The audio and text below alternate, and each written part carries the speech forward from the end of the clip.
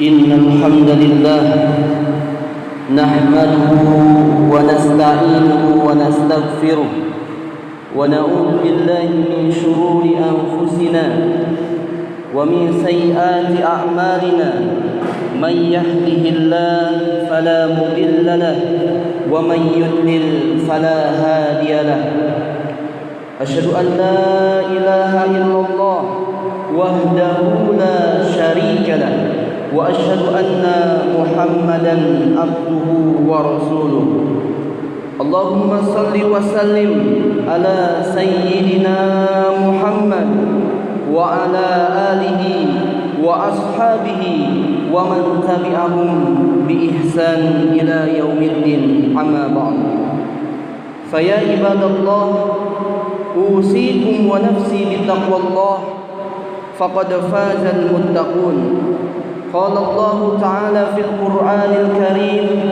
أعوذ بالله من الشيطان الرجيم بسم الله الرحمن الرحيم يا أيها الذين آمنوا اتقوا الله حق تقاته ولا تموتن إلا وأنتم مسلمون وقال يا أيها الذين آمنوا اتقوا الله وقولوا قولا سديدا يصلح لكم أعمالكم ويغفر لكم ذنوبكم ومن يطع الله ورسوله فقد فاز فوزا عظيما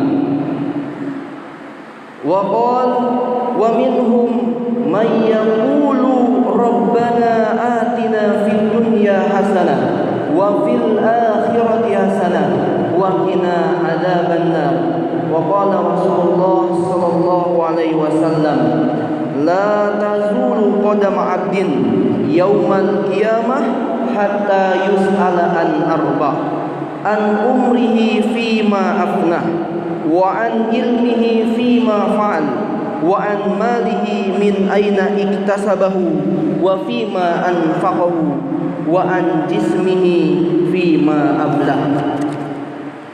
Hadirin jamaah kaum muslimin Masjid Al-Jannah yang insyaallah semoga senantiasa dicintai dan dirahmati oleh Allah Subhanahu wa taala.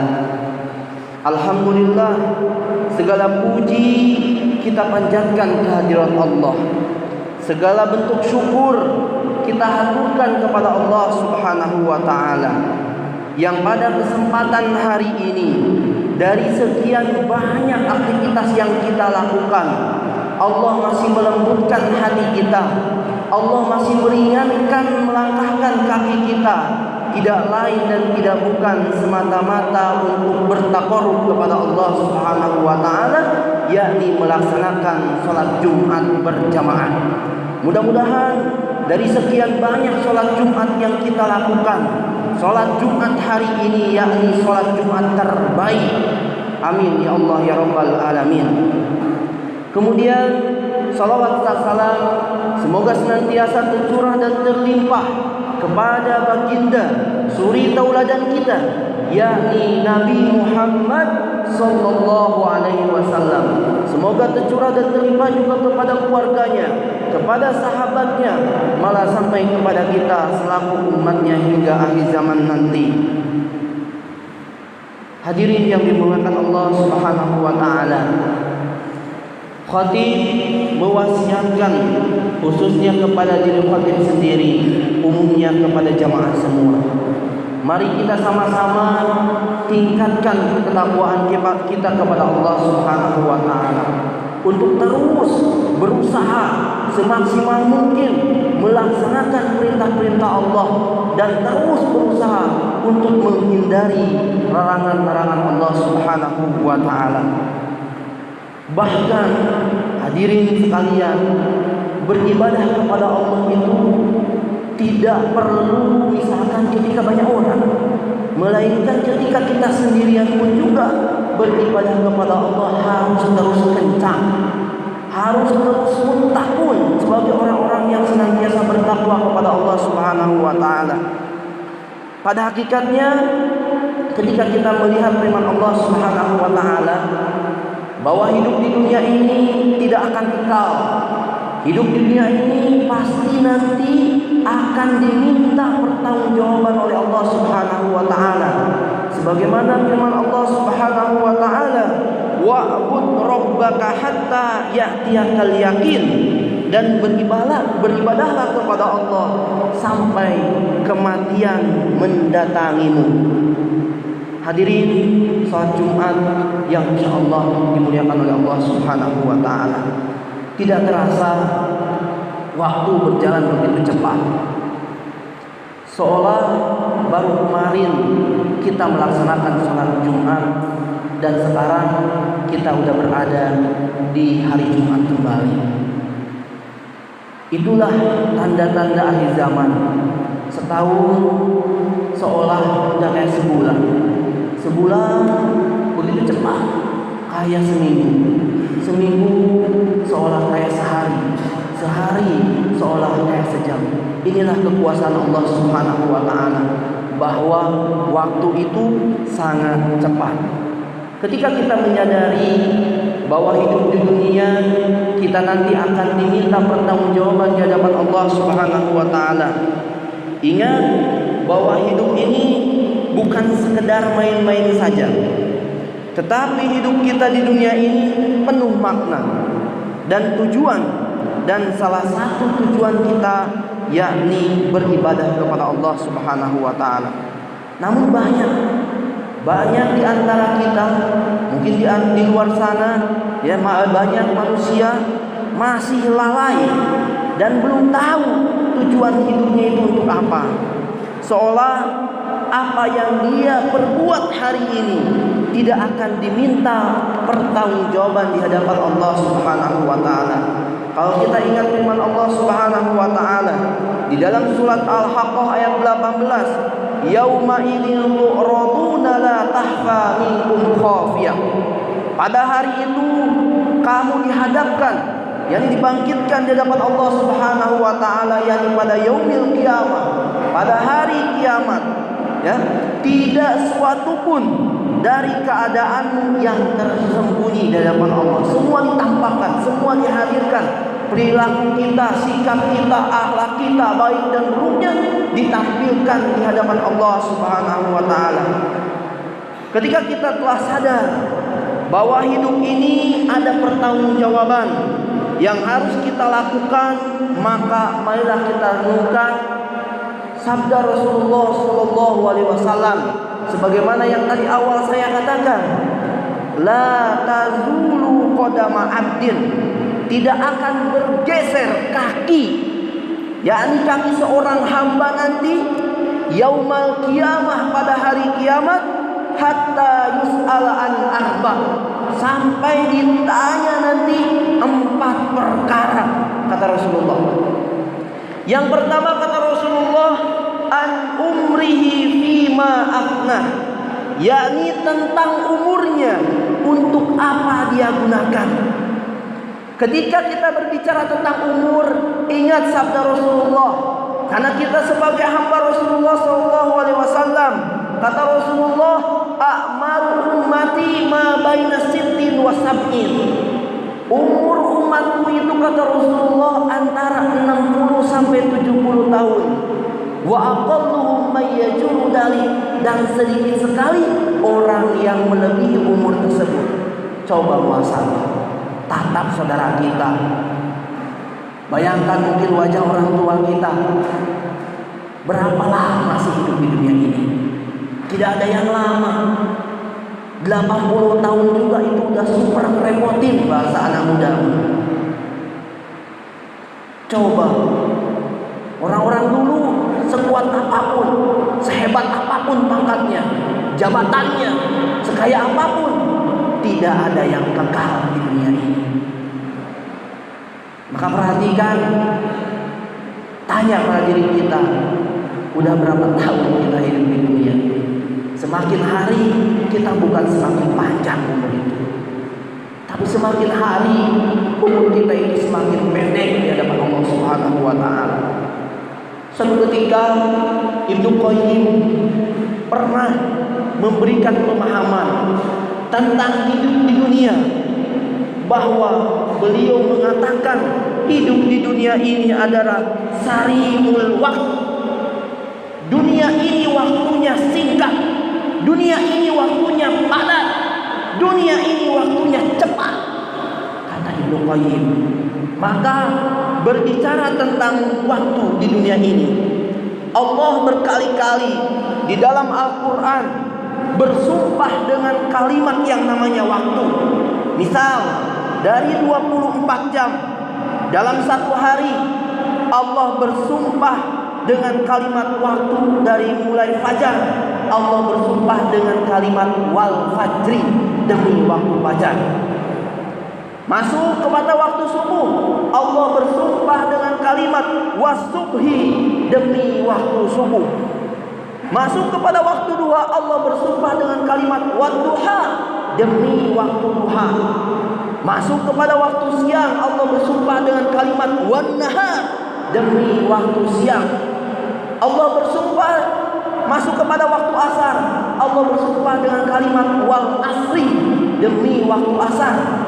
Sampai masuk kepada waktu malam, Allah bersumpah dengan kalimat wal laili, demi waktu malam. Dan sampai waktu di sepertiga malam, Allah bersumpah dengan kalimat wa minal laili fatahajjud, dan di antara sepertiga malam yang aku berikan kepadamu. Apa maknanya jemaah semua? Kenapa Allah Subhanahu wa taala dengan yang namanya waktu? Karena Allah ingin memberikan mention kepada kita. Allah ingin memberikan pesan kepada kita. Wahai manusia yang hidup di dunia, ingatlah hidupmu di dunia waktunya sebentar, waktunya singkat, waktunya cepat dan padat. Di ayat lain Allah Subhanahu wa taala berfirman, "Fa idza faraghta fansab wa ila rabbika farghab." Apabila engkau telah selesai dari suatu urusan, maka segeralah melakukan urusan-urusan yang lain. Maknanya apa jemaah?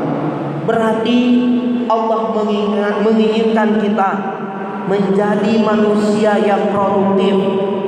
Allah menginginkan kita menjadi manusia yang disiplin. Allah menginginkan kita menjadi manusia yang punya target. Allah menginginkan kita menjadi manusia yang mempunyai tujuan, yang mempunyai keinginan. Bahasa lainnya, kalau ada manusia yang hidup di dunia ini tidak menghargai yang namanya waktu yang Allah berikan kepada kita, sama dengan dia tidak menghargai Allah sang pemberi waktu. Allahu Akbar, walillahil hamd. Yang kedua, kata Rasulullah, yang nanti akan ditanya kepada kita di yaumil qiyamah, yakni an ilmihi fi ma fa'al, tentang ilmunya sejauh mana kita amalkan. Yakin jemaah, tidak ada hidup di dunia ini ketika dilahirkan ujung-ujung bisa jalan. Tidak ada di dunia ini ketika dilahirkan ujung-ujung bisa bicara, bisa paham apa itu hakikat sabar, apa itu hakikat syukur, bisa langsung melaksanakan sholat. Tidak ada. Semuanya butuh ilmu, semuanya butuh proses. Artinya kita harus belajar. Saya mau udah sepuh, saya mau udah tua, belajar urusan anak muda. Tidak ada yang demikian. Belajar itu dari lahir sampai nanti yaumul akhir, sampai Allah nanti ambil ruh kita baru selesai belajar. Teruslah belajar, teruslah berusaha. Kalau kita punya anak, malahan kita harus niatkan yang pertama mengucapkan huruf alif, ba, sa dan lain sebagainya adalah dari orang tua kita, dari kita selaku orang tuanya, dari ibu kita, jangan dari orang lain. Nanti ketika dia amalkan, ketika dia baca Al-Quran satu huruf demi huruf, insya Allah itu menjadi amal jariah bagi kita. Makanya pertanyaannya, ilmu yang kita punya udah diamalkan apa belum, baik pada diri kita maupun pada orang lain. Yang ketiga, kata Rasulullah, yang akan ditanya nanti pada yaumul kiamat, yakni wa an malihi min aina iktasabahu wa fima anfaqahu, tentang hartanya, dari mana harta itu didapatkan dan di mana harta itu dikeluarkan. Apabila harta tersebut diperoleh dari jalan yang halal, ataukah harta tersebut yang kita miliki diperoleh dari hal-hal yang haram. Dan manusia ini ada 3 golongan ketika berurusan dengan harta. Yang 2 celaka, yang 1 selamat. Yang 2 celaka, yakni orang yang mencari penghasilan, yang mengambil harta dari jalan yang haram dan dikeluarkan untuk yang halal, maka celaka orang tersebut. Yang kedua, mencarinya dari cara yang halal, mencarinya halal, tapi dikeluarkan, digunakannya untuk yang haram, maka orang tersebut juga celaka. Tapi ada satu yang orang selamat, yakni ketika kita mencari harta, mengais harta, dia mencari dari cara yang halal, kemudian dikeluarkan dengan cara yang halal. Inilah orang yang selamat. Dan mudah-mudahan kita berdoa kepada Allah semoga kita termasuk orang yang ketiga ini, bisa mencari harta yang halal kemudian dikeluarkan oleh jalan yang halal. Yang keempat, kata Rasulullah, yang akan ditanya nanti, yang ini yang terakhir, yang ditanya oleh di yaumil kiamah nanti, wa an jismihi fima ablah, tentang tubuhnya, untuk apa dia gunakan. Ini pertanyaan tentang tubuh kita. Jamaah semua, kalau kita perhatikan, hari ini kita bisa sehat, hari ini kita masih bisa mendengar normal, mata kita sekarang bisa melihat dengan begitu indah. Maka semua yang Allah karuniakan itu libatkan Allah. Ketika kita bisa melihat, coba berapa lama kita udah gak membaca Quran? Telinga kita berapa lama udah gak dengar nasihat-nasihat agama? Bahwa nanti mata kita, tubuh kita, kaki kita, semua akan diminta pertanggungjawaban di hadapan Allah Subhanahu wa Ta'ala. Jangan sampai kaki kita itu cuma dilangkahkan ke masjid itu seminggu sekali hari Jumat doang. Sedangkan kewajiban kita melaksanakan sholat 5 waktu itu cuma di rumah aja karena corona katanya. Tetap kita harus menjaga jarak dan lain sebagainya, mengikuti protokol kesehatan yang telah ditetapkan.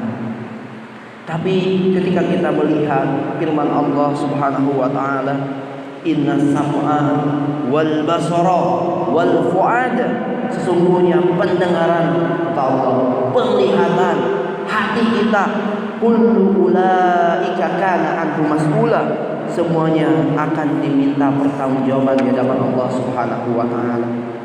Barakallahu li wa lakum fil Qur'anil azim wa nafani wa iyyakum bima fihi minal ayati wa dzikril hakim. Aqulu qawli hadza wa astaghfirullahal azim li wa lakum fastaghfiruhu innahu huwal ghafurur rahim.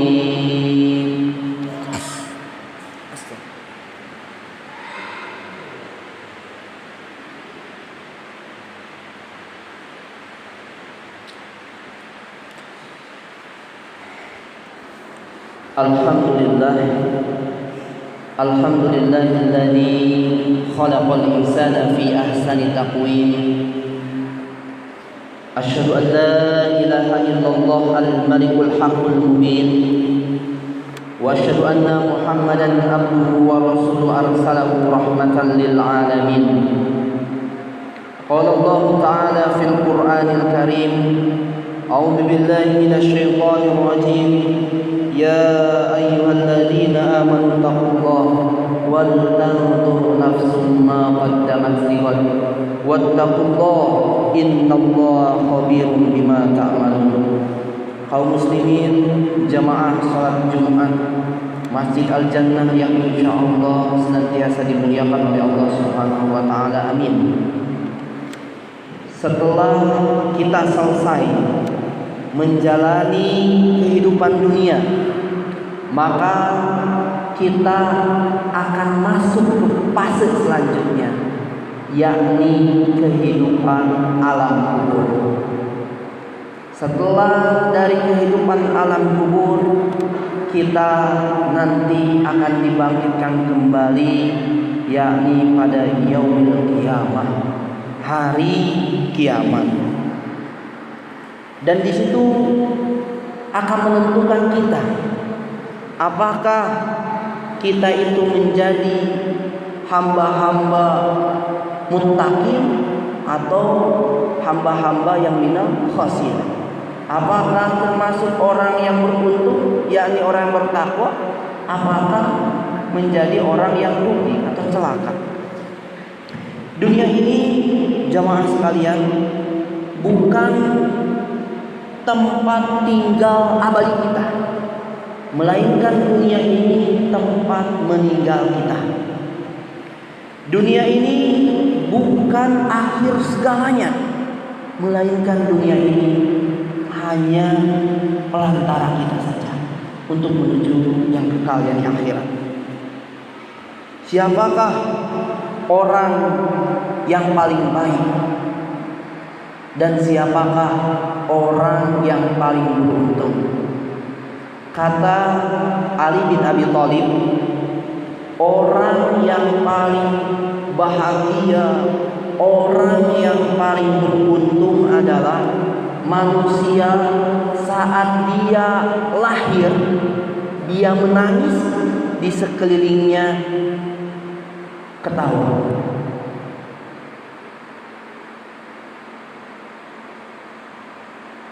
Sekelilingnya ketika dia meninggal dunia, dia tertawa, dan sekelilingnya di sekelilingnya menangis. Itulah orang bahagia, kata Ali bin Abi Thalib. Maka yang harus kita perhatikan dari sekarang adalah bagaimana saat ajal menjemput kita benar mengakhiri dunia ini dengan kebaikan di hadapan Allah Subhanahu wa Ta'ala. Namanya husnul khotimah. Maka mohon maaf sebelumnya, siapapun di antara kita yang mungkin barangkali dulu banyak maksiat, dulu banyak dosa, dulu banyak kesalahan, ayo kita sama-sama mulai hari ini bertaubat kepada Allah Subhanahu wa Ta'ala. Kalau kita bisa sholat di belakang imam, maka sholatlah sebelum nanti disolatkan di depan imam. Kalau kita bisa berangkat ke masjid, maka berangkatlah sebelum nanti kita digotong ke masjid untuk disolatkan. Kalau kita masih bisa baca Quran, bacalah sebelum nanti badan kita udah gak bisa ngapa-ngapain, dibacakan sama anak saudara tetangga kita. Kalau kita masih bisa sedekah, masih bisa berinfak, maka bersedekahlah, maka berinfaklah sesuai dengan apa yang kita punya. Karena demi Allah, orang-orang yang meninggal sana, yang udah duluan daripada kita, dia minta kepada Allah untuk dihidupkan kembali. Kata beliau, Allah Subhanahu wa Ta'ala, ya Allah, hidupkan aku sebentar saja. Ini kata yang udah mendahului kita. Kata mereka, fa'asaddaqa wa huwa minas sholihin, di dalam Al-Quran. Maka kami berjanji ya Allah, ingin berinfak, ingin menjadi orang yang soleh. Ini yang udah mendahului kita. Kita yang masih hidup, apakah harta kita udah kita gunakan? Jasad kita apakah udah kita gunakan semaksimal mungkin? Kita mari sama-sama introspeksi diri. Dan yang terakhir, mari kita sama-sama angkat kedua tangan kita, bermunajat kepada Allah, bertakarub kepada Allah. Semoga Allah memberikan kebaikan dalam hidup kita. Amin ya Allah ya Rabbal Alamin. Innallaha wa malaikatahu yusholluna 'alan nabi ya ayyuhalladzina amanu shallu 'alaihi wa sallimu taslima. Allahumma shalli 'ala Muhammad wa 'ala ali Muhammad kama shallaita 'ala Ibrahim wa 'ala ali Ibrahim innaka Hamidum Majid. Allahumma barik 'ala Muhammad wa 'ala ali Muhammad kama barakta 'ala Ibrahim wa 'ala ali Ibrahim fil alamin innaka Hamidum Majid. Allahumma ighfir lana dhunubana wa dhunuba walidayna warhamhuma kama rabbayana shighara. Allahumma ighfir lil muslimina wal muslimat wal mu'minina wal mu'minat al ahya'i minhum wal amwat innaka sami'un qaribun mujibud da'wat. Ya Allah, ya Rahman, ya Rahim, siapapun di antara kami ya Allah, seburuk apapun masa lalu kami ya Allah, sebanyak apapun dosa kami ya Allah, sesering apapun maksiat kami ya Allah, kami memohon kepadamu ya Allah, jangan keluarkan kami dari tempat ini kecuali Engkau hapus dosa-dosa kami ya Allah. Ya Allah, ya Rahman, ya Rahim, maafkan kami ya Allah. Kami mohon maaf ya Allah. Perbaikilah kehidupan kami ya Allah. Perbaikilah iman kami ya Allah. Perbaikilah Islam kami ya Allah. Perbaikilah ibadah kami ya Allah.